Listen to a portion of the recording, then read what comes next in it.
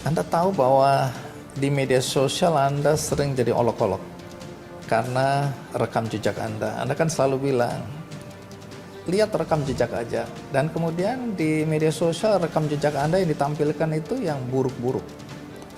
Saya mulai dari sumur resapan. Dulu Anda bilang bahwa ini akan merupakan solusi untuk mengurangi banjir di Jakarta.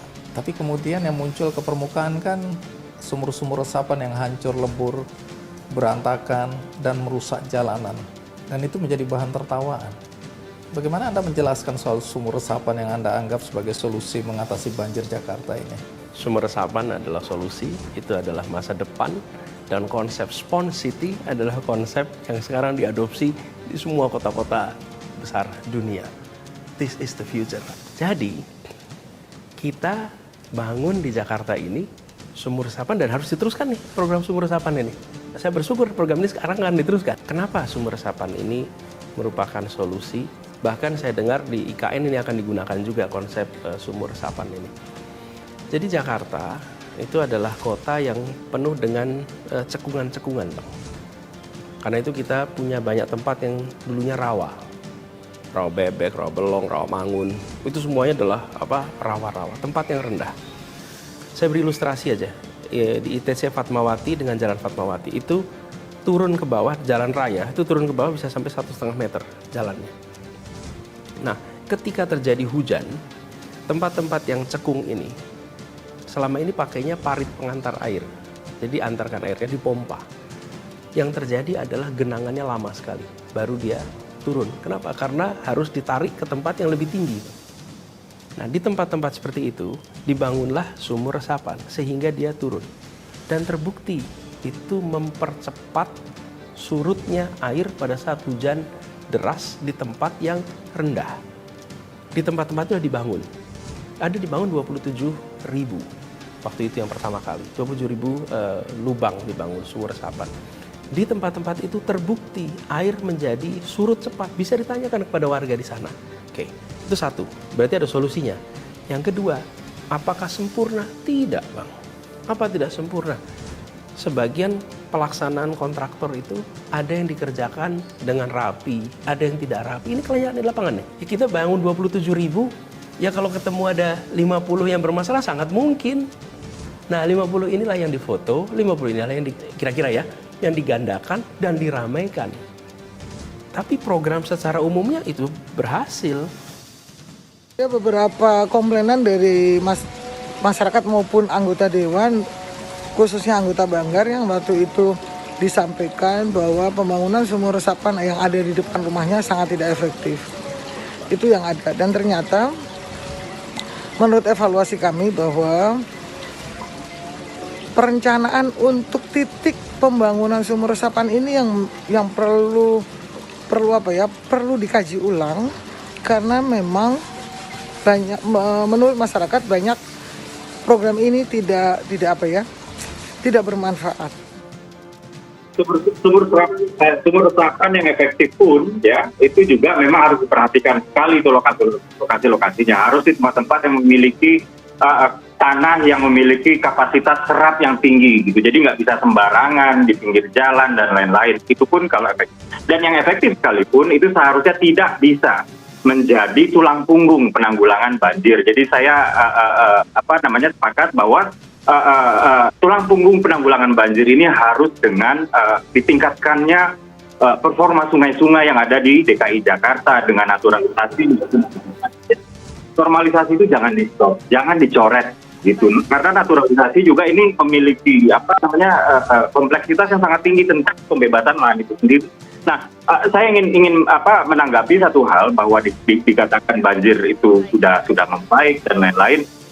Saya pikir justru di 2022 ini kita dihadapkan kepada banjir yang ternyata lama surutnya. Ini saya mencatat ya, pada hari Selasa kemarin hujan itu ternyata terjadi banjir, dan pada pukul 6 pagi itu terdapat banjir di 31 titik ya. Dan kemudian pada pukul 3 sore itu malah meluas menjadi 107 RT. Nah, inilah yang harus kita perhatikan lagi, apakah betul sih sumur resapan itu benar-benar efektif. Kalau saya sih berpendapat sumber serapan itu memang dia bisa menyerap air, tapi dia tidak bisa jadi kolam. Baik. Saya tetap mengejar Anda dengan pandangan-pandangan curiga dari orang-orang yang tidak menginginkan Anda menjadi presiden. Ada satu momen di mana mereka bilang sebenarnya Anda ini berbahaya sekali. Karena Anda memecah belah umat. Ini kembali sedikit ke belakang ya. Ketika Anda baru saja dilantik menjadi gubernur, statement pertama Anda adalah ini kemenangan pribumi yang selama ini dijajah. Kenapa harus ada keluar statement pribumi? Apa pesan yang sebenarnya ini ingin Anda sampaikan hari itu? Ini adalah salah satu contoh lagi, Bang. Bagaimana sebuah kenyataan digaungkan dengan pesan yang beda. Saya boleh baca lengkapnya ya, Bang ya. Itu apa statement itu. Sebentar. Saya baca, Bang ya. Dua bagiannya. Pertama, di ibu kota harus hadir keadilan sosial bagi seluruh warga Jakarta. Jadi saya udah bicara keadilan sosial ini dulu, bukan sekarang nih.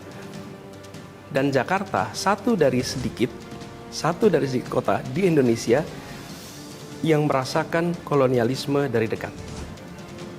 Penjajahan di depan mata di Jakarta selama ratusan tahun. Ini pada masa penjajahan. Di tempat lain mungkin penjajahan terasa jauh, tapi di Jakarta, bagi orang Jakarta yang namanya kolonialisme itu depan mata. Kolonial Belanda itu ada depan mata. Dirasakan sehari-hari. Ini kita rasakan nih dalam era penjajahan dulu itu. Jadi saya lagi bicara masa lalu nih, Bang. Bukan bicara sekarang. Saya bicara tentang Jakarta yang dulu di dalam kolonialisme, Jakarta dijajah. Kemudian, karena itu, bila kita sudah merdeka nih, maka janji-janji kemerdekaan itu harus kita lunasi. Dulu, ini saya katakan kalimatnya, dulu kita semua pribumi ditindas dikalahkan. Dulu. Kini kita sudah merdeka. Sudah saatnya kita semua menjadi tuan di negeri ini. Dan saya sampaikan, kita semua pribumi dulu. Jadi saya sedang bercerita tentang peristiwa prakemerdekaan yang pada waktu itu memang ada stratifikasi.